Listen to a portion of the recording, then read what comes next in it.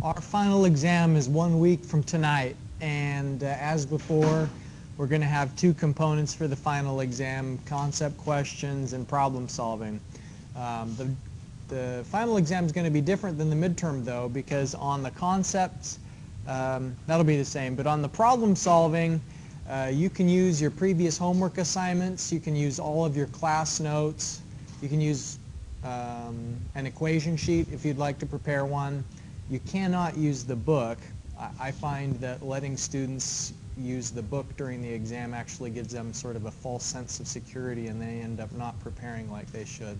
So it's kind of actually doing you a disservice to say you can use the textbook, but you can use anything else that you'd like to bring. So for part 2, that's what we're going to be doing a week from tonight. We're talking about disinfection processes today, chapter 12. Any questions before we get into that? Anything related to the announcements? All of the grades are posted on MU Online, including the homework assignments and in-class exercises that we've had till now. So today you've given me a research paper, and I plan to grade those as quickly as I can.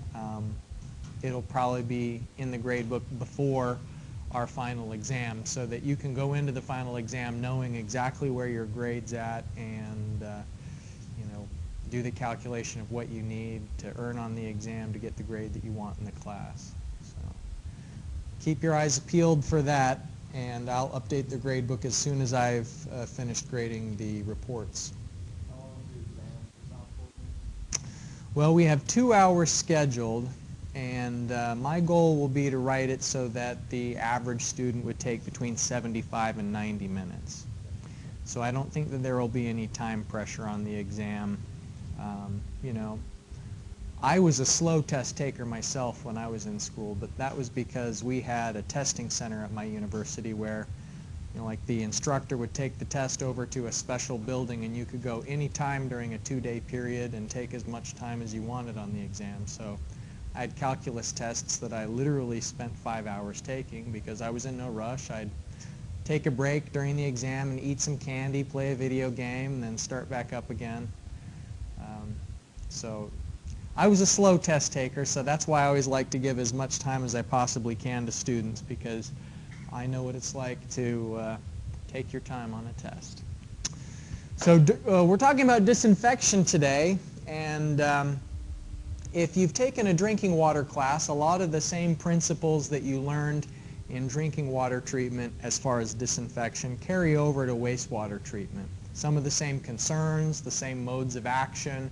Of course, there are some differences in that people aren't going to be consuming the water that comes out of a wastewater treatment plant, at least not directly. I mean, indirectly they do, because if you think about the wastewater that gets discharged in Huntington, that's the same water source that they use in Ashland.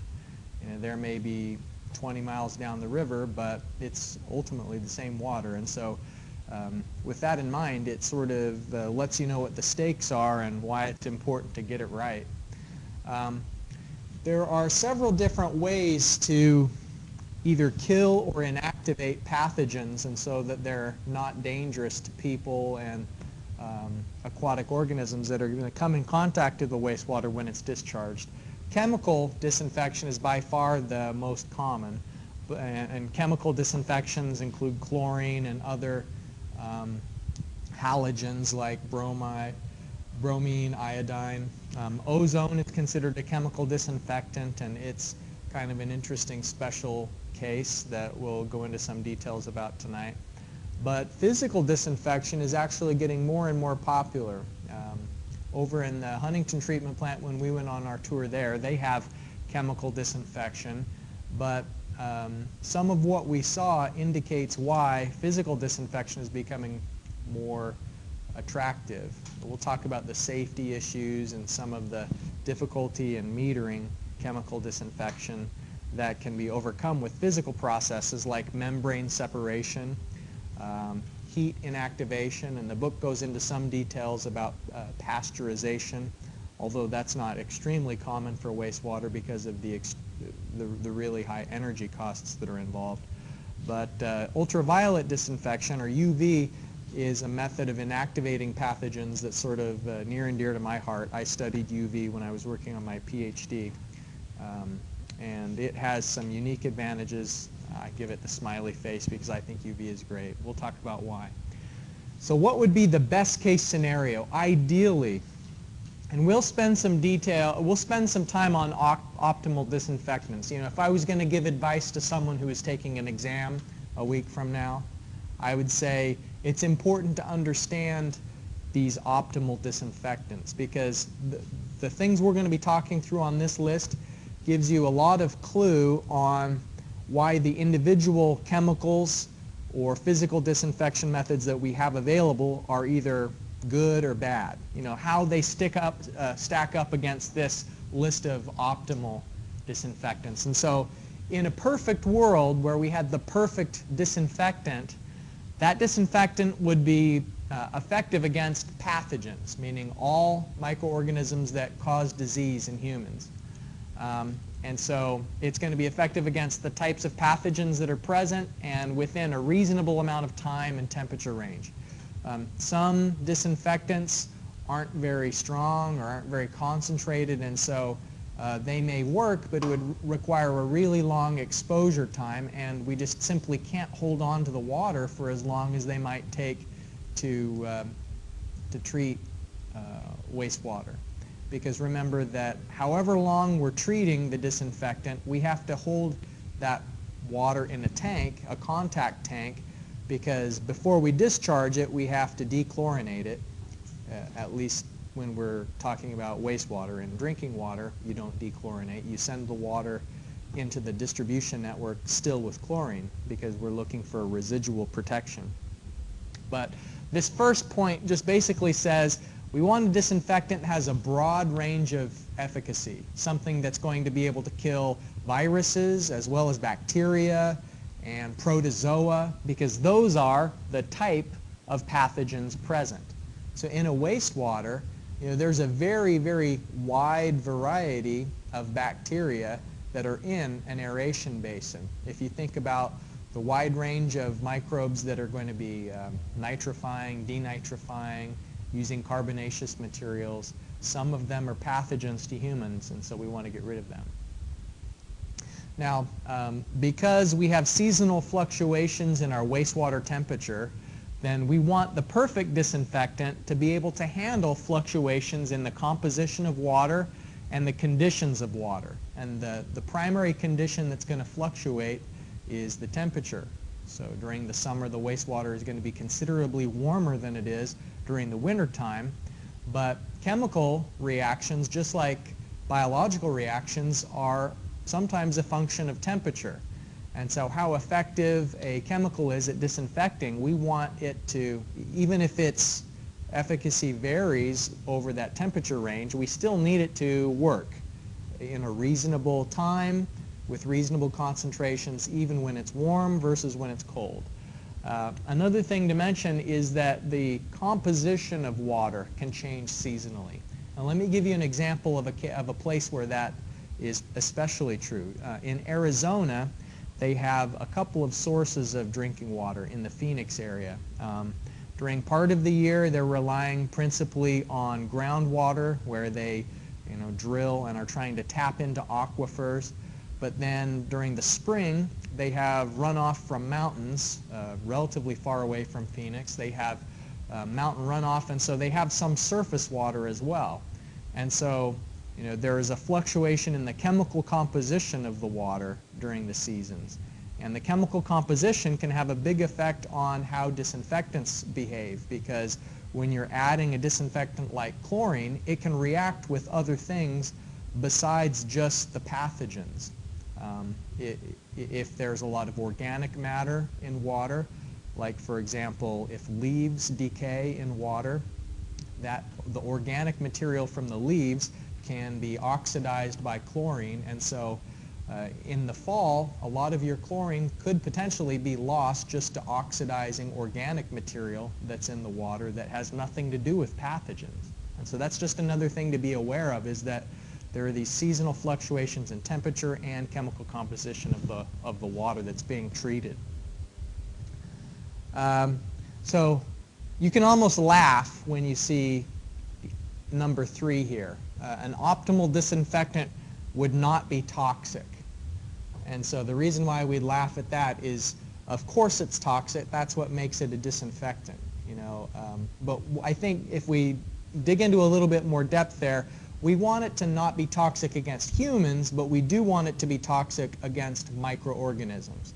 And so if there's this perfect disinfectant out there, it would kill a virus, and it would kill bacteria, kill protozoa, but it wouldn't cause any health problems in humans.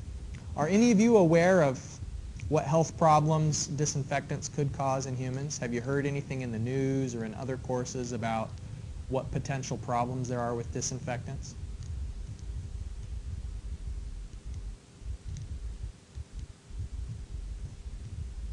No? Maybe I can jog your memory with this acronym. Have you ever heard of DBP before? That acronym stands for disinfection byproduct. So let me write that.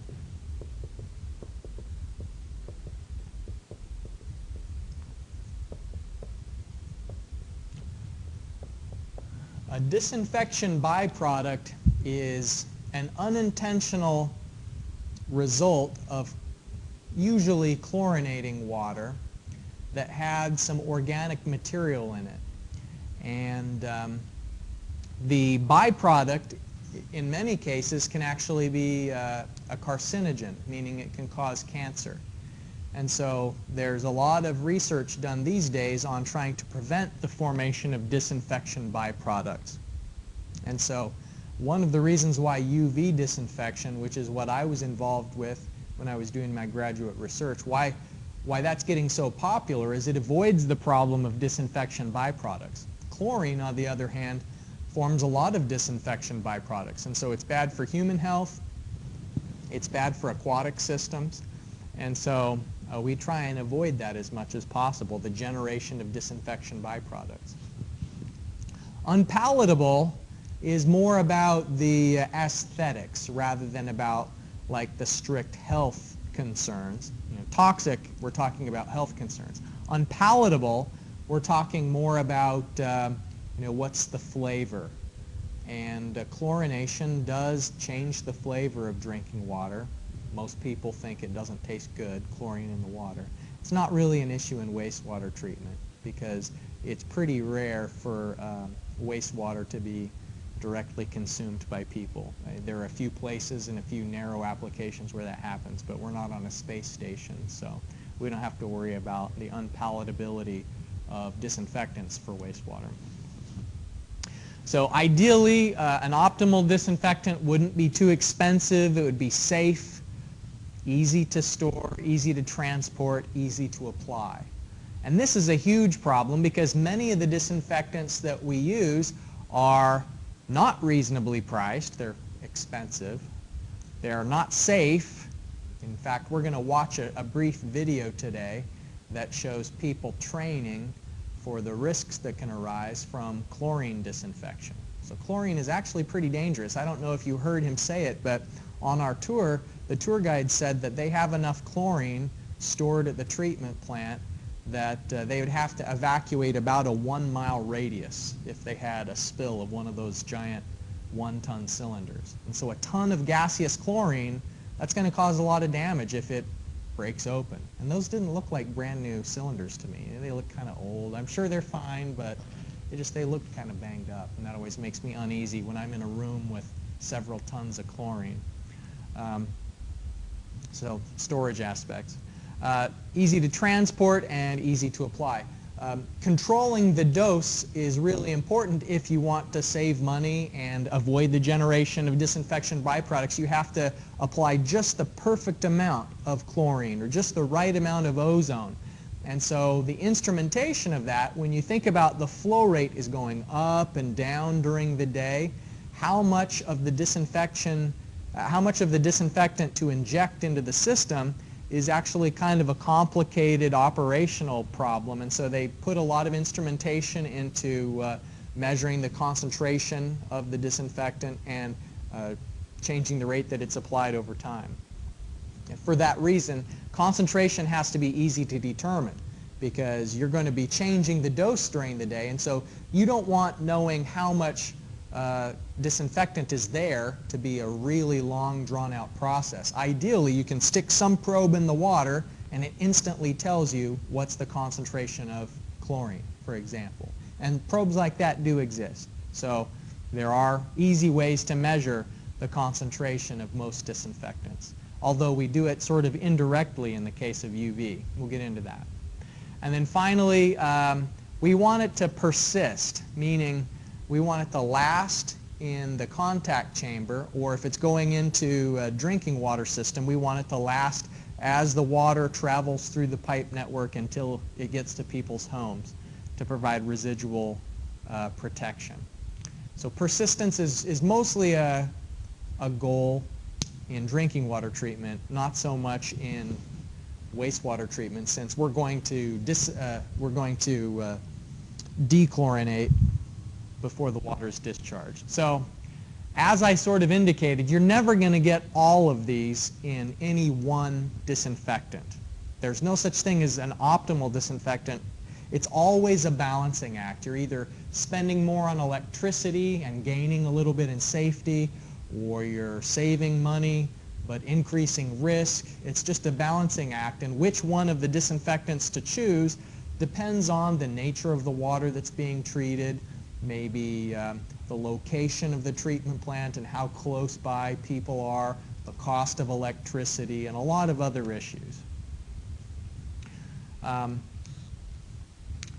The way to model disinfection kinetics for when we're talking about chemical disinfection is called Chick's law, and this is first-order kinetics, which we've had a lot of first-order kinetics this semester. First-order kinetics is that the rate of the reaction is proportional to the concentration. And so here, what Chick's law says is that the rate of inactivation is proportional to the number of organisms that are remaining. And so at first, you're inactivating a lot of bacteria when there are a lot of bacteria present. But as the concentration of bacteria decreases, because most of the rest of them have already been inactivated, then the rate of the reaction decreases. We'll look at some charts tonight of the number of bacteria present as a function of dose. And it never quite goes to zero, because there will always be some bacteria that are either immune to the disinfectant, or more commonly it's just that they're shielded somehow. Maybe they're trapped inside of a flocculated particle. You know, they're shielded in all on all sides from the disinfectant. So usually the dose that we're talking about is the product of concentration and time. Here where it says the CT approach, C stands for concentration, T is the contact time, and so we, broadly speaking, assume that you can interchange either a high concentration and a short contact time, or you could have a lower concentration and a long contact time. And so you think about, you're either spending a lot on chemicals or you're spending a lot on building a large contact basin, but you have to get the same CT eventually. So let's say, for example, your concentration is 10 milligrams per liter, and you're going to have a contact time of 1 hour. So we'd say that the CT would be 10 milligram hours per liter.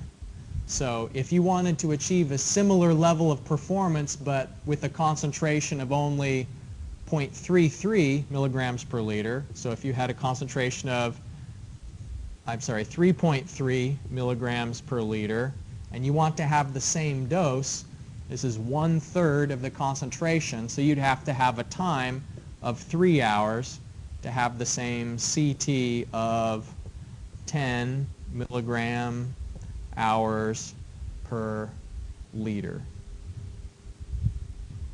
It's not quite as simple as that. It's not really that there's a direct interchangeability of concentration and time, but it's close enough that it's used in a lot of instances as a rough model for how disinfection behaves.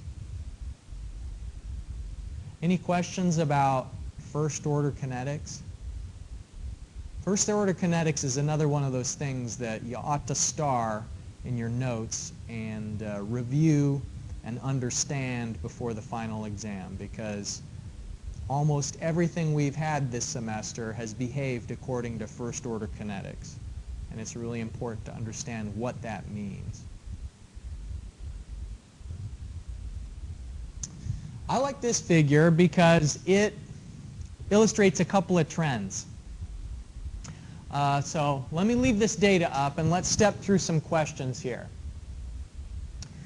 All right, just from the data, I ask, first of all, which of these pathogens is tougher, meaning more difficult to inactivate? Which one is more resistant to being inactivated? Giardia, which is on the top, is Giardia tougher or is Cryptosporidium tougher? So what we have is different temperatures and then how they behave with chlorine, ozone, and chloramine. And what you'll notice is that with Giardia, this is talking about 3 logs of inactivation. We haven't talked about that yet, but it means basically 99.9% removal. And with Cryptosporidium, 2 logs of inactivation, that means 99% removal. So which is tougher?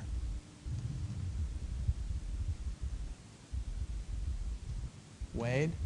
Which is tougher, Giardia or Crypto?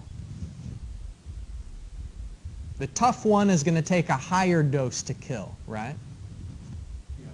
So I guess Crypto. Crypto's tough, yeah. Because look, we put in a lot more dose, and the units of the dose here are milligrams per liter times minutes. And so with Crypto, let's say we had to do 1275 milligram per liter times minutes to get 2 logs of inactivation. Only 2 logs, but when it came to Giardia, we got more removal for so much less dose. 63 versus 1275. And so from this figure, comparing the inactivation, we can tell that Crypto is indeed much tougher than Giardia. Cryptosporidium is a spore-forming pathogen, which means it sort of goes into hibernation when it's threatened. It forms a very thick cyst around the outside of it, and a lot of chemical disinfectants have a difficult time inactivating Cryptosporidium. UV is great with Crypto, though. That's one of the main things in favor of UV, is how well it does against this usually quite challenging pathogen. So let's confirm what we talked about with chlorine dioxide. Ozone, it's the same story. You need a lot more ozone compared to Giardia. So Crypto takes lots of ozone, Giardia takes much less. And so Giardia is weaker, Crypto is tougher. Okay, what about temperature? What's the relationship? You know, on the exam, I would maybe give you a table like this and say, describe the relationship between temperature and disinfection. So Zach, what would you say on a question like that? What's the relationship between temperature and disinfection? A higher temperature appears that it takes less milligram minutes per liter Right. of the disinfectant That's right. to work. Very good. First bottle of each method. That's right. So whether it's chloramine or ozone or chlorine dioxide, it's always the case that warmer water reduces the amount of dose that's required. And it's just because the chemical itself is more active at a higher temperature. So you don't need as much of it, because the chemical reaction is more efficient and more active at the higher temperature. All right? So of the things that we're looking at here, which disinfectant is most powerful? Which one? Chloramine. Now remember, what it's saying is milligrams per liter per minute. So a high value says it needs a lot of milligrams per liter per minute. So actually, of these, chloramine is the weakest. And ozone is the strongest because you don't need very much ozone to kill, but you need a lot of chloramine to kill Giardia. So the most powerful of these three is ozone. So this last question is more of a thought-related question. Why would people ever use chloramine if it's so, I mean, look how much you have to do. It's certainly cheaper than ozone, that's for sure. But it turns out that the main advantage of chloramine, the thing that people really like about it, is how well it persists. In a very big city, for example, if you have a treatment plant several miles away from some of the users, it could be days before the water gets from the treatment plant to the users. And during those days, maybe the chlorine would be all used up inside of the pipe network. But chloramine, it lasts for a really long time. And so you have to use more of it. Now, this is kind of exaggerated because this is showing Giardia and Crypto. And both of those are relatively rare pathogens. You know, bacteria and viruses are far more common in drinking water. And so you don't have to use this much for bacteria and viruses. You don't have to use that much chloramine. But you know, using Giardia and Crypto as an illustration is kind of instructive for other reasons. But just as a general knowledge thing, the main benefit of chloramine would be its persistence.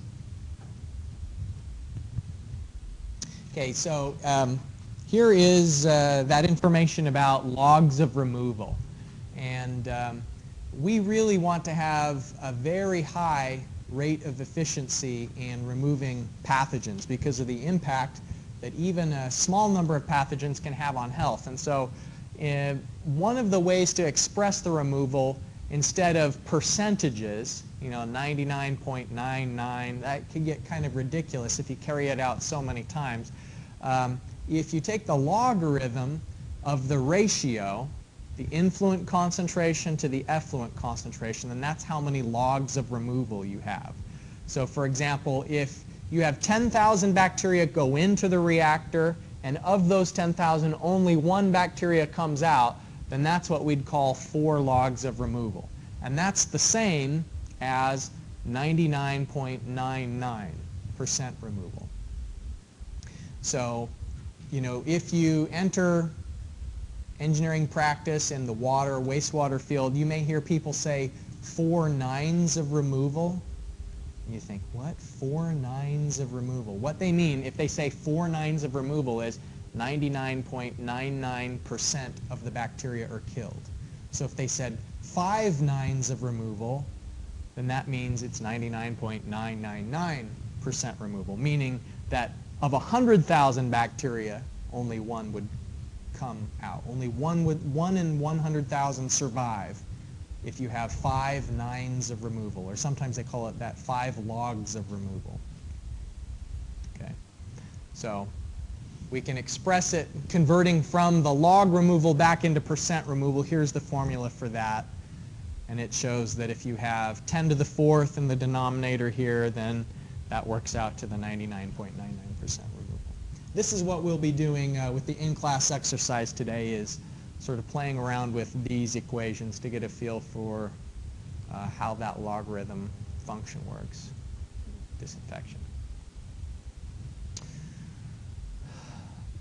The different disinfectants operate in different ways, and broadly speaking, the way chemicals work is that they oxidize the cell wall. And so that leads to the death of the pathogens. And this is a huge difference, is that chemical disinfection kills the bacteria, but UV radiation actually doesn't kill the bacteria. After the pathogen goes through a UV reactor, it's still alive. It's just that it can't hurt you anymore. It doesn't have the ability to reproduce, and so they call that inactivation. We're going to talk about the details of how UV radiation affects bacteria so that they can't replicate.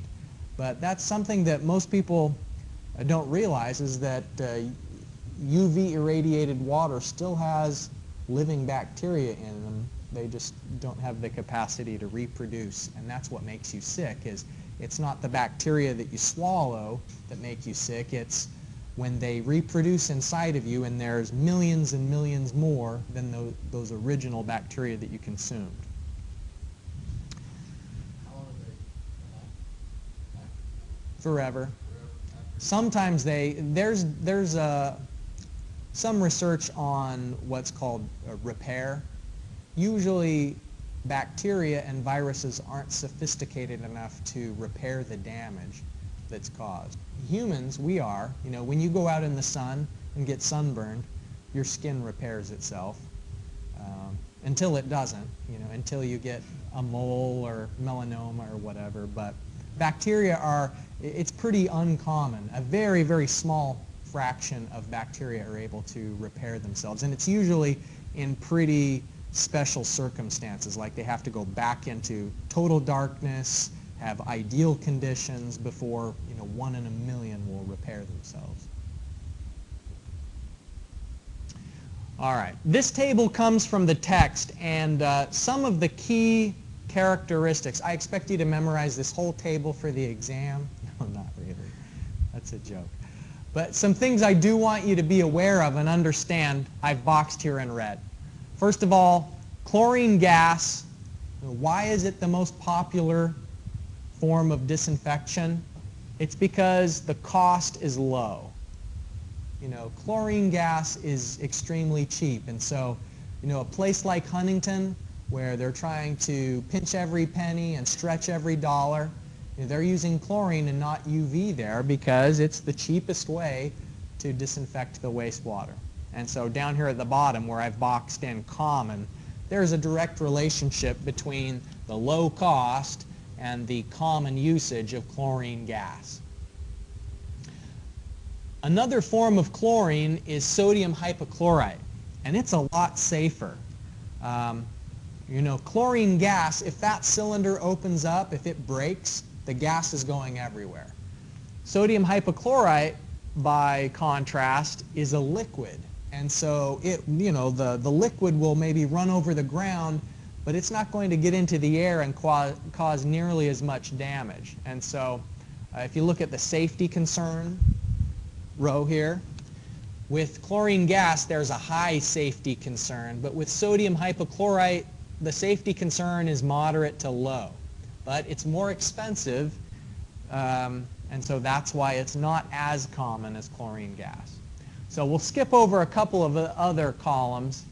You can look over that later. But one of the big advantages of UV disinfection is it's the only disinfectant on this list that has low safety concern. UV disinfection is very safe for people in the area.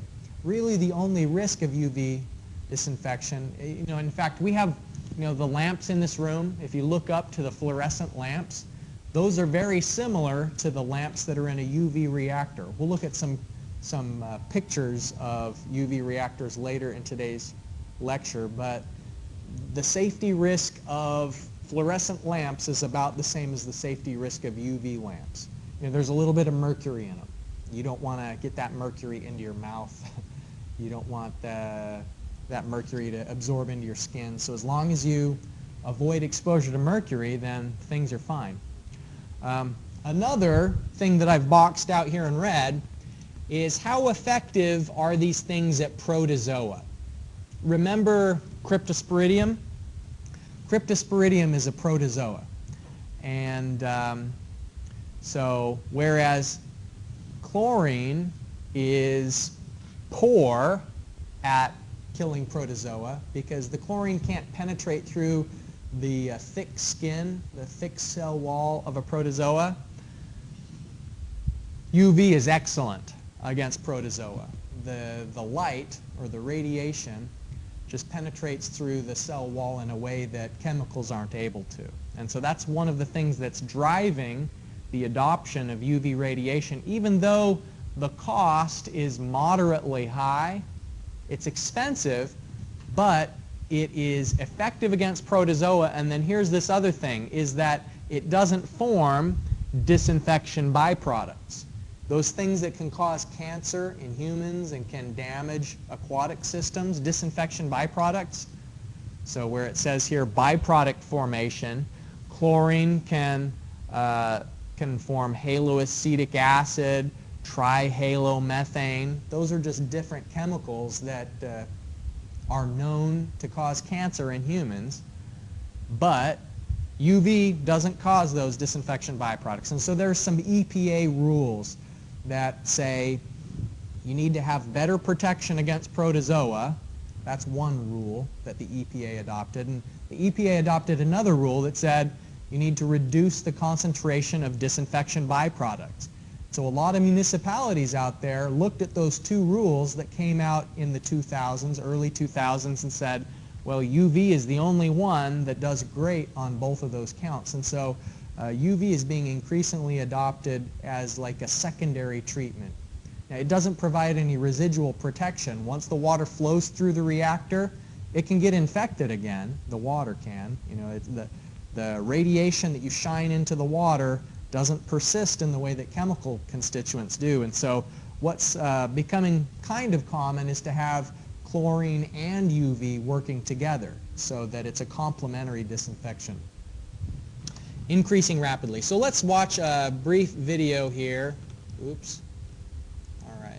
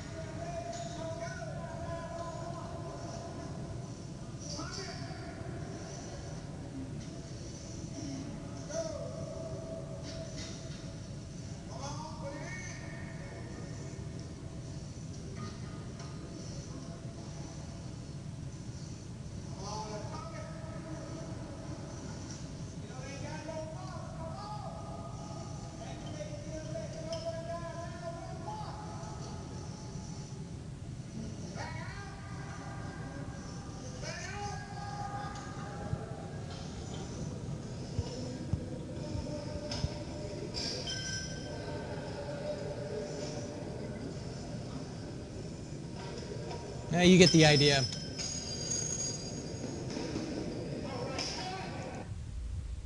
So what's going on there is anyone who is working in the environment where chlorine is being used as a disinfectant has to go through training like that so that they could rescue someone who's overcome by exposure to the fumes. And they actually have to enter the confined space with the breathing apparatus that it was showing and in pairs in case one of the rescuers has a malfunction in the equipment and passes out. They could rescue each other, and it's a big risk. The chlorine, the 1-ton chlorine cylinders that are used are a big risk, and so safety is a real issue. In fact, the 1-ton cylinders of chlorine, you know, Huntington's a relatively small town, and yet you saw that they had several of those big canisters in really big towns like you know, Los Angeles, New York. They bring the chlorine in on rail cars, and you know, that's a huge risk, transporting a chemical like chlorine through populated areas in a rail car. I was living in Utah during the Olympics. You may remember that the Winter Olympics was there in the year 2000. and they actually shut down chlorine from coming in and out of the valley during the Winter Olympics. And so it was kind of a funny thing. They were worried that there might be a derailment, that the rail cars would tip over as the train is coming into the treatment plant. And so what they did, instead of having the rail cars come in and out during the Olympics, is they just stockpiled a bunch of chlorine. So it was like you can't win. You either have to have it traveling to the treatment plant, and there's the transportation risk, or you have 7, 8, 9 rail cars full of chlorine waiting there to avoid the potential transportation risk. And so then you've just got a bunch of this dangerous thing in one spot.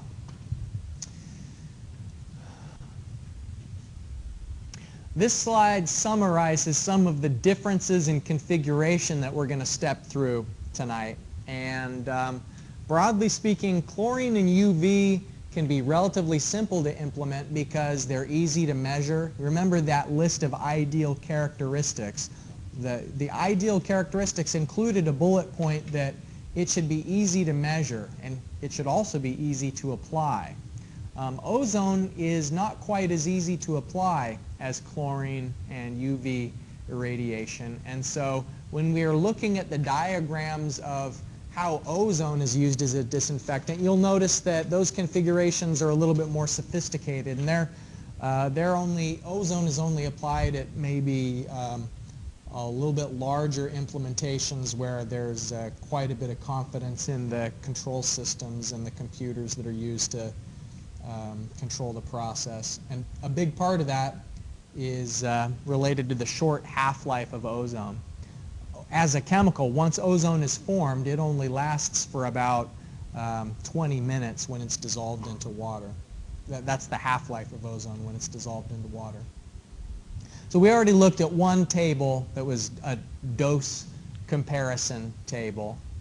And so let's just look at another one. It illustrates something different. It's showing the different, previously when we were comparing chloramine, we were doing it for protozoa, but we weren't looking at how chloramine behaves for bacteria. And it doesn't seem quite as ridiculous when it comes to the inactivation of bacteria. The concentrations are definitely higher than free chlorine, like 100 times higher, roughly speaking. You need 100 times as much chloramine for the same disinfection, but usually chloramine, we'll get into chloramine a little bit more, but it's another instance of complementary treatment where you'd have chlorine and chloramine in the same place, and so that you get the benefits of a lower dose that come with chlorine and better persistence that comes with chloramine. We've already talked about the CT concept, that dose can be modeled as the product of concentration times the time of exposure. And what this figure shows is that that's true once you get past a lag or a shoulder. So this figure is showing chlorine dose on the x-axis, and on the vertical axis is the log of inactivation. And so this is logs of removal. The lag, or the shoulder here, this is the amount of chlorine that's added that first is reacting with other chemicals that are in the water. And so there isn't going to be a reduction in the bacteria until the chlorine is actually free and present in the solution. And so the dose that was added initially is going to be maybe consumed by reacting with natural organic matter. But once you get past that and you oxidize all the naturally occurring organic matter, then the free chlorine concentration, as it increases, there's a linear relationship between the concentration and the logs of removal. And then finally, this tailing that occurs towards the end is related to shielding. And so it's really important to have good clarifiers to remove the bacterial flocks, because any pathogens that are on the inside of a flock that happens to wash out of the clarifier, it's not going to be effectively disinfected. And so there's always going to be some particles, hopefully that'll be a really small fraction of them, that are surrounded and shielded and don't get inactivated by the disinfection. This diagram is sort of a classic figure, and we'll look at on the next slide another way of looking at breakpoint chlorination. And I was saying on the previous slide that when you're using both chlorine and chloramine together, that you can do it in such a way that you get the benefits of both. And so in a plug flow reactor, it wouldn't be uncommon to have, remember, a plug flow reactor is one where the water enters one end, exits another, and what we would like is for the water to stick together in a plug. We don't want it to be diffused. We don't want a lot of turbulence inside of a plug flow reactor. We want this one slug of water to be kept separate from the water that was entering the reactor earlier. But the water enters the reactor, and it wouldn't be uncommon to first add chlorine so that in a certain zone the chlorine is dominating, and then later on add the ammonia. That's how chloramine is formed. It's the combination of chlorine and ammonia together that forms chloramine. And so by doing this, you'd have the chloramines forming later on in the reactor, but in the first part of the reactor you're getting the quick kinetics of removal by free chlorine, and then in the second half of the reactor and beyond you'd have the ability to have the residual persistence of chloramines. Now, breakpoint chlorination gets its name in this diagram. You'll notice on this axis is the concentration of chlorine that's present, and here, this is how much chlorine is added, and this is how much chlorine is present. And as you begin to add ammonia, that actually destroys chlorine, so that you have to get past this breakpoint to where you have a free residual of both free chlorine and the combined chloramines. And this shows it another way. And the difference here is it's showing you the different species of the chloramines that are present. Initially, when you're adding the ammonia to water, it forms something called monochloramine. But then as you add more and more free chlorine, gas, or as a liquid, then it speciates into dichloramine, trichloramine, and those have different persistent abilities. They're able to last longer in solution than the monochloramine. So you can actually observe this in the lab. You know, for a certain water that you're treating, take it into the lab, do a pilot study, and see how much chlorine has to be added before the concentration goes up, then it goes down again, and then it begins to return. This is the zone that you want to be in, past the break point. They add that ammonia as a gas? No, as a liquid. Yeah. And it's isn't it like when you are cleaning in your house, they specifically say don't combine chlorine and ammonia, right? That's exactly what they're doing in the treatment plant, but they're doing it, I think, in much lower concentrations than you would if you were pouring, you know, from the liquids into a bucket. The concentrations here, if you look at that, the units, milligrams per liter, and so, you know, a typical concentration might only be at most 10 milligrams per liter, and often much lower than that.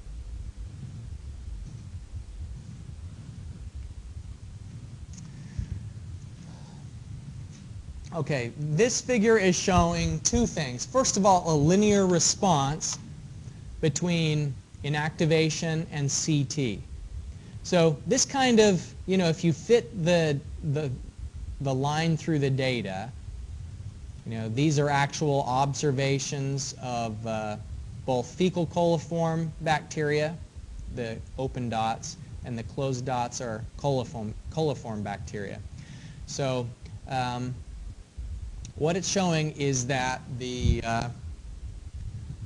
the linear response that we're hoping for. We've been assuming that the more concentration times time you're going to have, the improved inactivation, or killing the bacteria, that there's going to be a linear response there. And that's what the data confirms for us, is that you can use CT as a good indicator of dose, because it's going to have a linear response between CT and inactivation. But then there's another thing here too, and that is coliform is a bacteria that's often used as an indicator, but it's not necessarily a pathogen. What's a pathogen is fecal coliform. Coliform is a species of bacteria, and there's lots of different types of it, but what makes us sick is when we are exposed to fecal coliform bacteria. And so if you look at this, which one is it, coliform bacteria or fecal coliform that dies more easily?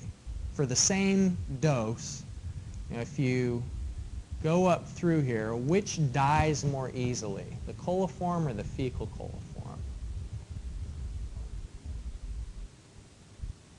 So let's see. Usually it is the open dots that are above it. So above means that fewer have died. Below means more have died. And so coliform is dying more easily for the same dose than fecal coliform. And that's actually a problem for us, because sometimes we use coliform as an indicator.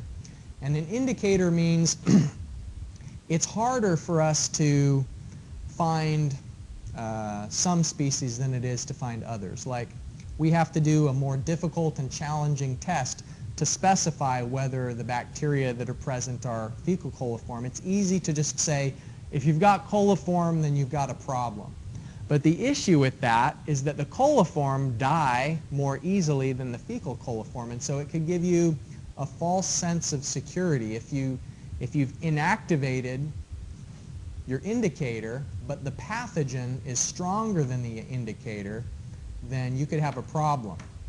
In other words, you want to try, where possible, to find indicator organisms that are stronger than the pathogens you're trying to kill. Because then you know, if you don't find the indicator, then you're safe. You want your indicator to be like the hardiest, strongest microorganism that you're going to be dealing with, not the weakest. A weak indicator organism that dies off easily isn't a very good indicator at all. So that's just a little aside. We talked about ideal disinfectants, indicators or organisms that tell you whether or not you've achieved disinfection. And there are ideal indicators as well, just in theory. And the ideal indicator is something that is pretty strong. So here's a schematic of the chlorine contact basin from the text. We saw something similar to that when we were over in the treatment plant in Huntington. We saw the 1-ton cylinders in the building. It was pretty close to the entrance there. And the little tubes that were taking the chlorine towards the front of the disinfectant contact chamber. And what you'll notice here is it's a plug flow reactor. Here is the water. The water enters the contact chamber, and there's a chlorine diffuser to try and spread it out as much as possible.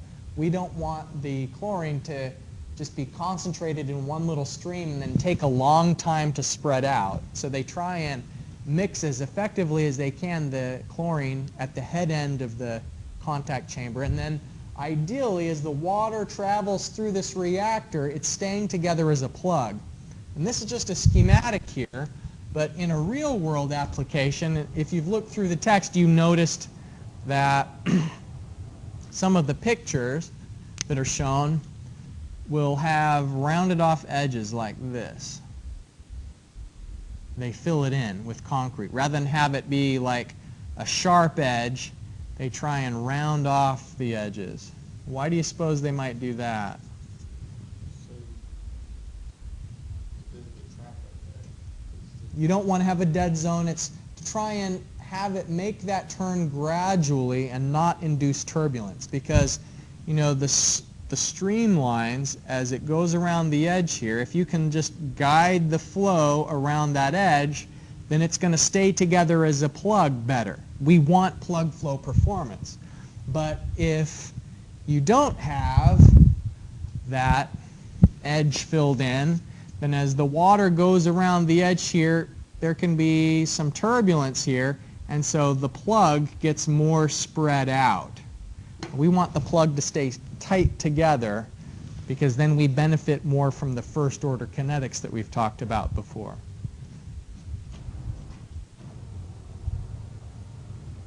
Another thing to point out here is dechlorination. Here they're using sulfur dioxide.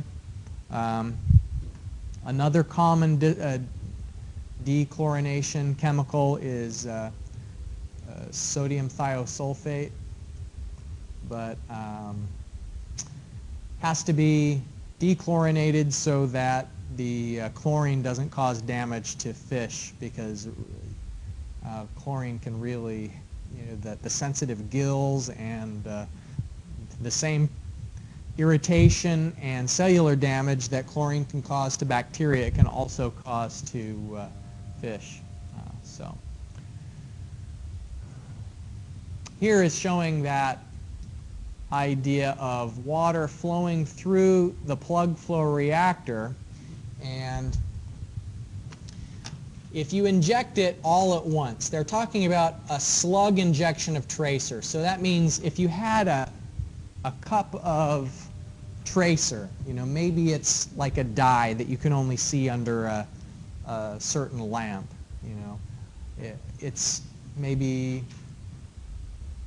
just like a colored dye. If you pour it in all at once, in a perfect reactor, it would travel all together and not spread out. It would just, that slug of tracer would travel through the reactor and then exit all at once. And so if we were going to look at a graph of time versus concentration, a perfect reactor would have just all of that tracer come out at once.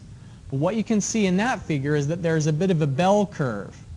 And that bell curve is because of diffusion. It's because when you pour the tracer into the reactor, it's going to be spreading out ahead and spreading out behind in the same way that if someone threw a smoke bomb in the corner, you know, like a smoke grenade, the smoke would be spreading out. That's the process of diffusion. Diffusion happens in gases, whether they be in fluids, whether they be gases or liquids. And so the worse the reactor is at short-circuiting, the bigger the difference is going to be between the ideal response being just like a spike, but short-circuiting means that the water is traveling through the reactor quicker than it ought to. And short-circuiting would move the curve to the left, meaning that the water spends less time in the reactor than it should. And remember that our dose depends on concentration and time. So if there's some bacteria that happens to get through the reactor too quickly, then the short-circuiting could cause a health impact because it won't get the same exposure, C times T, that it would have otherwise gotten. So shifting the curve to the left and diffusion is what spreads it out and makes the bell curve wider. Okay, we've been going an hour. Let's take a quick break. We'll get back together in 5 minutes and continue the discussion. Here we go.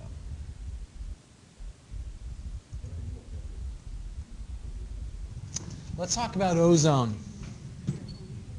You've heard of the ozone layer, right? There's actually 3 different kinds of ozone that we talk about in environmental engineering. There's the ozone layer, which is at a very high altitude that protects us from too much UV radiation. And the ozone layer was threatened for many years by chlorofluorocarbons, like refrigerants that were used in people's air conditioners. And that's basically under control. The hole in the ozone layer is healing itself. There's also ozone at ground level that is formed as pollution from smog. It's like a photochemical reaction where sunshine on smog can form ozone, and it irritates people's eyes and people's lungs. And so it's considered a pollutant at ground level. But what we're talking about here is something different.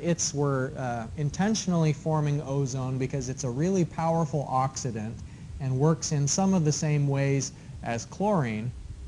As I mentioned earlier, it has a pretty short half-life. It's actually less persistent than even chlorine is, and usually we think of chlorine as being a little bit less persistent than we wish it was. What you can see here is a reactor that's configured with multiple injection sites, and the reason why they're doing that is twofold. First of all, when you have multiple injection sites like this, you're getting more of the benefits of first-order kinetics because the contact, the rate of disinfection is proportional to the concentration of the reactant that's present. The other thing is, if you look at the diagram at the bottom, that's showing, as a function of location, the x-axis represents where the water is inside of the reactor, and on the vertical axis it's showing the concentration of ozone. What it shows is that the concentration of ozone is going down pretty appreciably anytime it's not being injected. Now these little sections here are called chimneys, and the purpose for these chimneys is to try and prevent short-circuiting and improve plug flow conditions. If you're forcing the water to go up and then go down again, that is better at ensuring that the water doesn't just go straight from chamber to chamber. Like connect the dots. The water is going here. If it has to go up again and then down through the bubbles as they go upwards, the water is going down. That's just kind of a way to ensure good mixing where you do want mixing and less short-circuiting.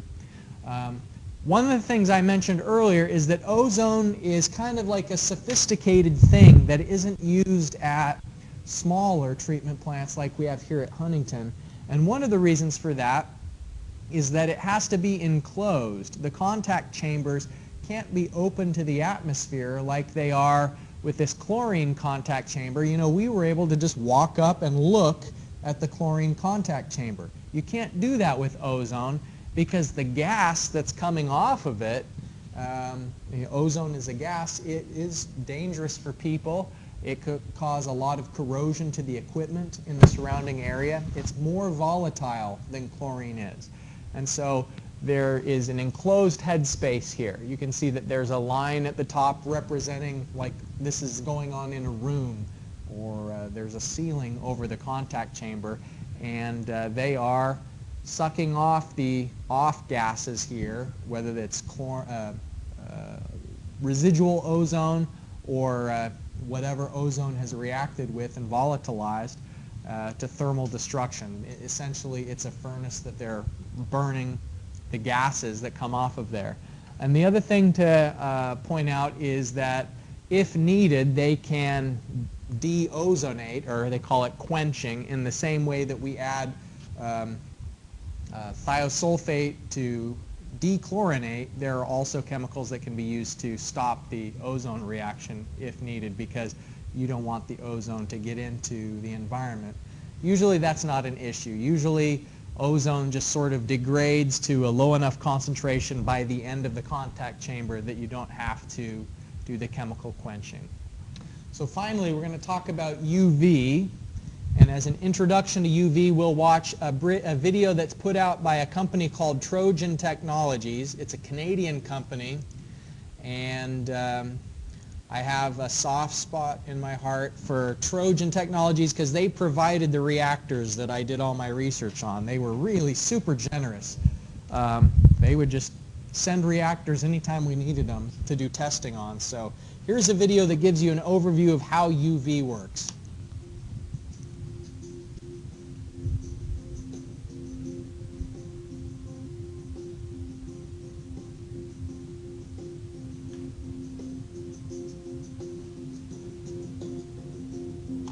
Trojan UV Signa incorporates innovations that reduce the total cost of ownership and simplify maintenance. Let's take a closer look and see what makes Trojan UV Signa the ideal solution for large facilities wanting to upgrade a disinfection system or convert from chlorine. A bank consists of Trojan UV solar lamps positioned in a staggered inclined configuration. Lamps are enclosed in protective quartz sleeves. Changeouts can be done without removing the bank from the channel. Trojan UV solar lamp technology achieves high electrical efficiency and the lowest lamp count. It's the combination of the best features of both low and medium pressure lamps.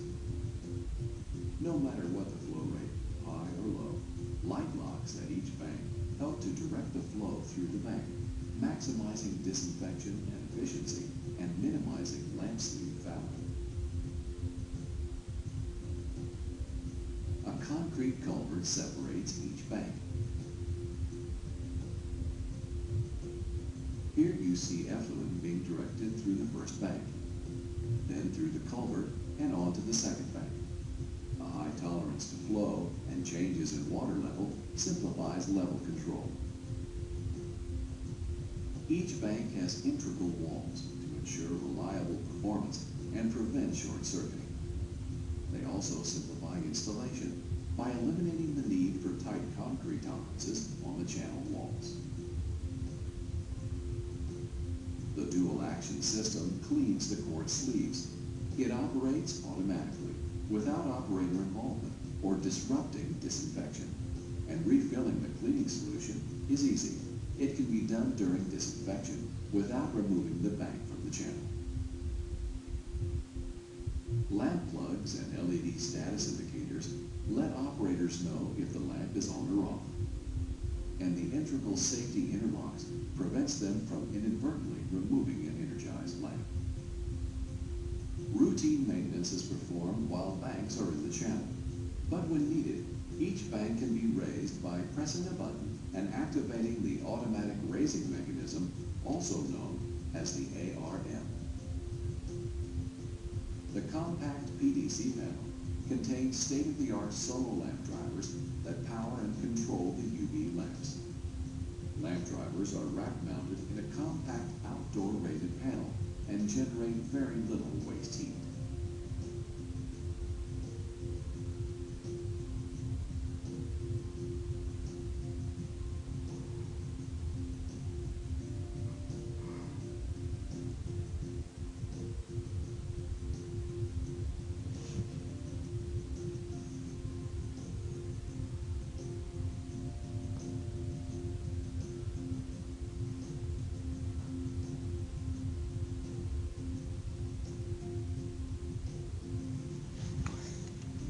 All right. So some of the things that was mentioned in that video gives you an idea of what companies and municipalities have on their mind when they consider UV. We'll get into the details of why cleaning the sleeves is so important. But before we do that, let's just talk about the basics of how does ultraviolet radiation make pathogens inactivated. I told you that it doesn't necessarily kill the pathogens, but it just inactivates the pathogens. And so the key there's two things on this figure. One is a chart of ultraviolet wavelength, and there's two different types of lamps that are illustrated here. Here it's showing low pressure lamps in dark black. And the wavelength that low pressure lamps emit at is 254 nanometers. Medium pressure, high intensity lamps can just generate a brighter UV, more UV, but the disadvantage is that some of that UV that's being generated is not useful because it doesn't coincide with the absorbance of DNA. So what we want, the microorganisms that we're trying to inactivate, the way we're doing it is we're scrambling their DNA. And so all of the energy that isn't underneath this second curve isn't actually going to be fusing the DNA together. And so, you can see that there's a big spike here at 300 and looks like around 315 nanometers, another spike here up near 340. All of the energy that goes into providing this radiation is essentially useless because it's only the radiation that's down below around 280 that's actually going to be fusing DNA together. And it just so happens that the low pressure, that peak at 254 nanometers coincides very closely with the peak absorbance at 260 nanometers for DNA. So what's going on is the UV radiation that comes in is absorbed by adjacent thiamine molecules inside of DNA. You may remember from biology class that DNA consists of 4 different molecules that are repeating over and over again. Guanine, cytidine, I don't remember what the A stands for, but it's the thiamine, the T, that is important to us. And in normal DNA, if you have two T's together, 2 thiamines together, that's called a dimer, where they're adjacent. And the ultraviolet radiation causes a bridge between the two, so that when the molecule is trying to when the DNA is replicating itself, if there happens to be 2 thiamines that have fused because of damage due to ultraviolet radiation, the cell can't replicate. The replication stops at this dimer, as it's called. The dimer is where the 2 thiamines have fused together. And so basically the microorganism that would have gotten inside of you and replicated and made you sick, you get sick when there's a growth of many additional bacteria inside of you. If it can't replicate because it's been exposed to ultraviolet radiation, then you don't get sick. So that's the fundamentals of what's going on. Any question about that?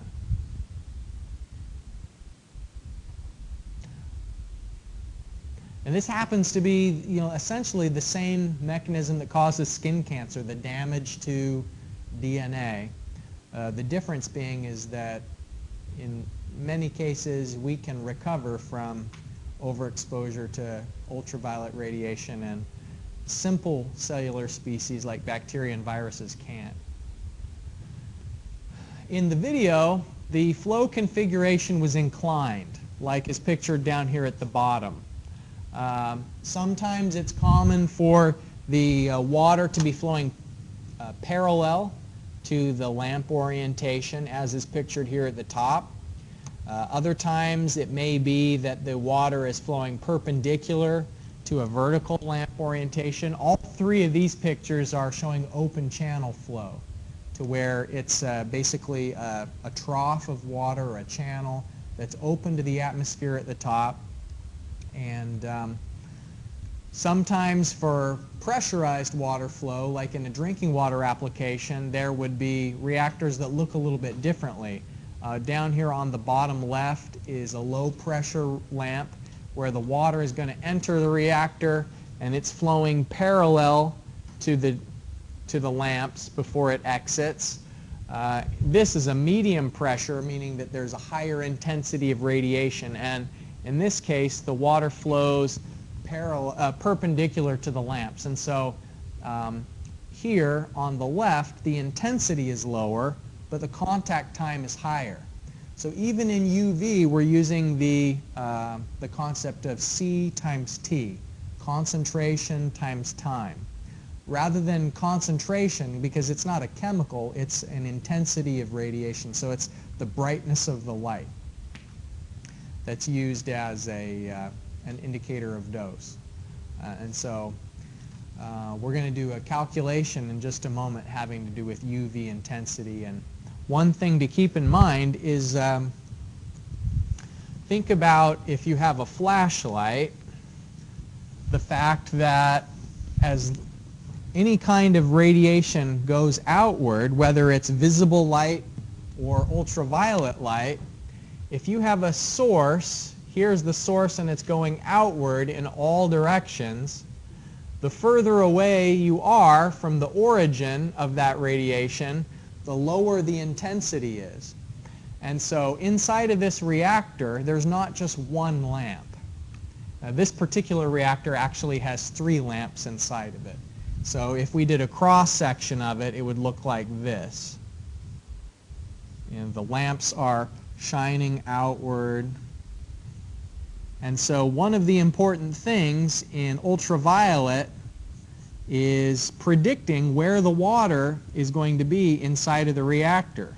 They do a lot of studies with numerical methods to find if a particle enters the reactor, where is it going to flow? You know, like what's the trajectory and the flow path of hundreds of thousands of particles, because we want to try and know how long, how much contact time it has inside of that reactor, and then also what is the intensity of the radiation at each of the points that it's in the reactor. And here's another diagram that's showing a parallel flow reactor, and you can see in this figure they're depicting a lamp sleeve wiper. And they talked about that in the YouTube video that we just watched, that things will accumulate on those quartz tubes. They don't use ordinary glass, by the way.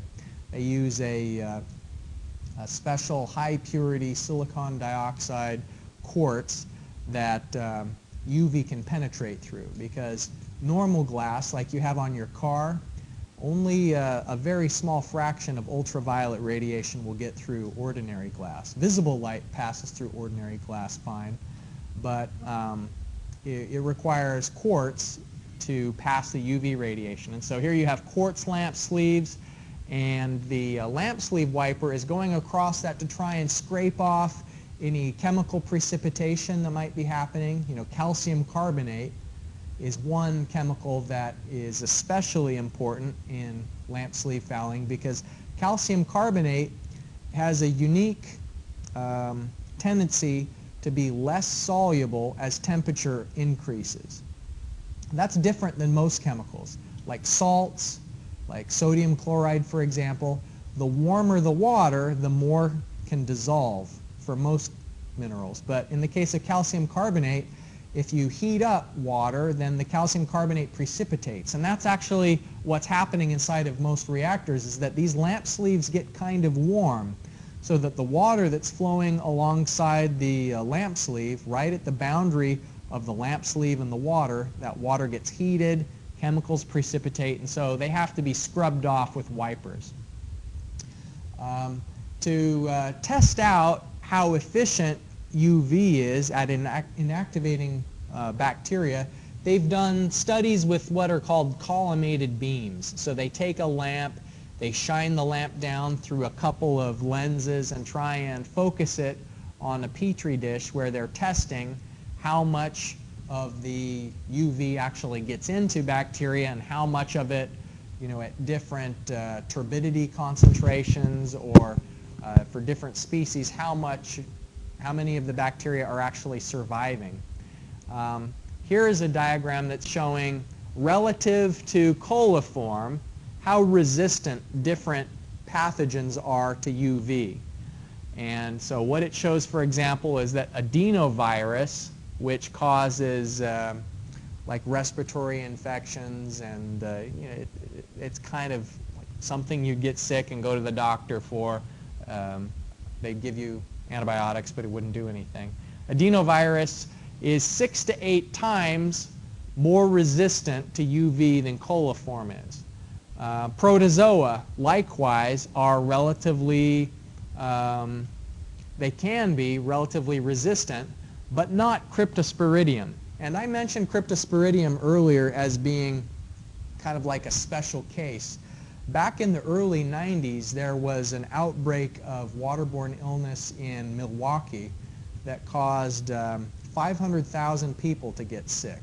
Imagine that, like a big city, and there's an outbreak, everyone's getting sick. 500,000 people got ill because the water treatment in Milwaukee was taking from a lake, and there was really rainy weather, and a bunch of snow started melting, and so water was running from fields, agricultural fields, where there were cows and horses, and that runoff water got into the lake, and then they sucked the water from the lake to the water treatment plant, and that water had a lot of cryptosporidium. And crypto is pretty tough. UV has a hard time killing cryptosporidium. Normally, crypto wouldn't be in the water, but it was just sort of this special case of lots of runoff that the crypto got into the treatment plant, and a few things went wrong at the treatment plant. It was kind of the perfect storm of there being this crypto, the coagulation flocculation wasn't working quite like it should have, and a lot of people got sick. It's kind of an interesting detective story to read about this waterborne outbreak, and that's one of the things that made the EPA start saying that we need to have more effective protection against protozoa than we do with chlorine. So that's one of the reasons why UV is popular is, look, it kills crypto even more easily than it kills coliform. If that's below 1, that means it requires less dose to kill crypto than it does to kill even coliform. So, all right. Finally, this diagram is showing that if you have suspended solids, then there's less inactivation for the same dose. So let's look at a dose of 40 millijoules per square centimeter. You'd see that you'd get about 4.5 logs of removal if you had 30 milligrams per liter of suspended solids, but you'd get 5.5 logs of removal if there's 10 milligrams per liter of suspended solids. So any ideas why why would there be any relationship between suspended solids and the removal of the pathogen?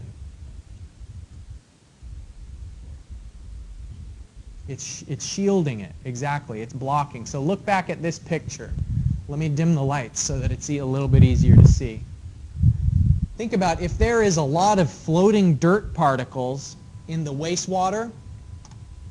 Here is a piece of clay, and then there's microorganisms behind it, shielded. So the UV is trying to shine to kill these microorganisms, but if there's a lot of turbidity blocking the microorganisms, then you're going to get less inactivation. And that's what we see from this curve, is when you have higher suspended solids, then there isn't as much removal as when you have a very good quality effluent with lower suspended solids. In that case, the UV is behaving it's more efficient. Oh, I dimmed the light. I brought the lights back up too quickly. See this yellowish gunk on the tube? This is a quartz tube that should be clear. Here you can see it's clear. Here you can see it's kind of yellowish. That is the precipitation of iron and manganese onto the surface of the quartz tube. And that's why they need to have the automated wipers, is to remove the precipitation, because anything that gets between the lamp and the microorganism is going to be shielding and reducing the efficiency of the lamp. And so this precipitation, the fouling that accumulates on the outside of the quartz sleeve, reduces the efficiency of inactivation. All right, well, we're going to do an example here just to show you how the calculations work with UV. Let's say that we had this reactor that's 1 meter long and has an inside diameter of 25 centimeters. We're going to calculate the electrical power, the input electrical power that would be required if we want to get this dose of 40 millijoules per centimeter squared. And a dose of 40 would be enough to give you like half a log removal of viruses. But it would give you, it's kind of considered a standard dose, this dose of 40. I don't know how or why they picked that dose, but it is kind of considered a standard dose. And you can see that if you give it that standard dose, you're getting more than 3.5 logs of removal of both crypto and Giardia, which are usually pretty resistant to disinfection. So the area that this is going to be acting over is the outside of a cylinder. And one key thing here is at least 40 millijoules per square centimeter. If we're closer to the lamp, then the dose will be greater than that, because here's the lamp that all of the radiation is going outwards from. Okay, so the radiation is going out this way, and its worst case scenario is that there's a bacteria right here, far away from it. So the bacteria at the outside edge, we want it to, this one, get 40 millijoules per square centimeter. That's how much energy we want to be per area. And the area that we're talking about is going to be pi d times L, where pi d gives us the circumference around the outside edge, and then L is the length of this reactor. So it's the outside edge going around that. So for this, it's going to be pi times the diameter is 0.25 meters, and then this is a 1 meter long reactor. So the outside area is 0.7854 square meters, which is the same as 7854 square centimeters. Now the units here, millijoules per square centimeter, remember that the definition of a watt is 1 joule per second.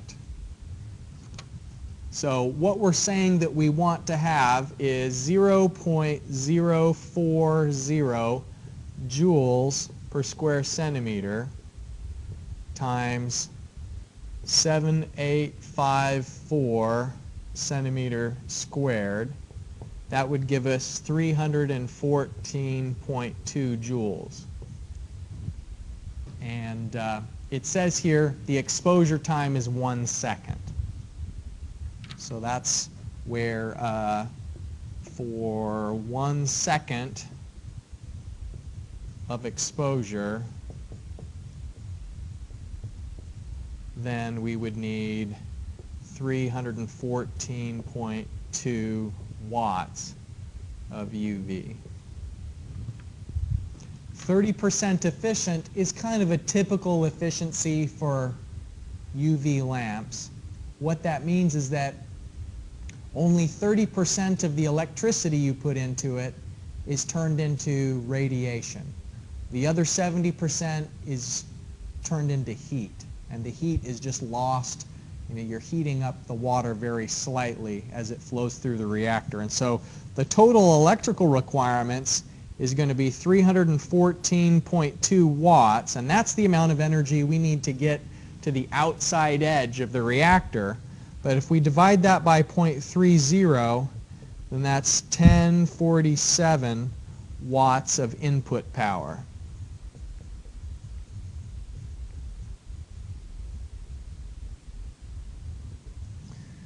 So, you know, that's the basics of how UV disinfection calculations are done. You know, the sorts of things you're worrying about is the intensity of the radiation is a function of distance, the contact time that the bacteria is going to have as it flows through the reactor. And in a real world, it's going to be pretty tricky because the bacteria is going to, as it flows through the reactor, have a pretty unpredictable path. You know, a particle that enters may be going all over the place inside of that reactor before it finally exits.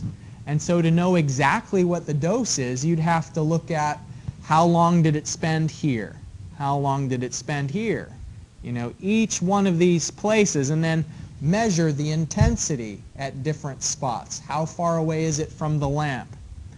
And so in our example, what we were saying is the worst case scenario is what if there was some particle that went into the reactor and was at the outside edge the whole time, and then it went out again. You know, every other particle besides that one that's closer to the lamp is going to have a bigger dose than the 40 millijoules per square centimeter that we calculated.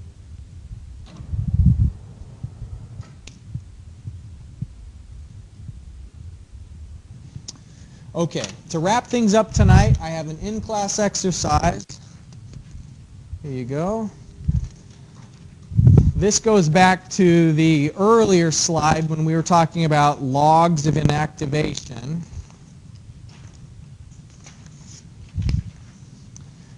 It's a two-part question, and actually the second part of the question just occurred to me right before class, and so I don't have an answer for it yet. I'm going to be working through this in-class exercise at the same time that you are, because I wanted to throw a curveball. But when you're done with this in-class exercise, why don't you show it to me, we'll check answers, and then we're done for the night. You know, I'll see you next week for the final exam. Before I cut off the recording, let me just remind a couple of announcements here. The exam will be in this room starting at 5:30 next Wednesday.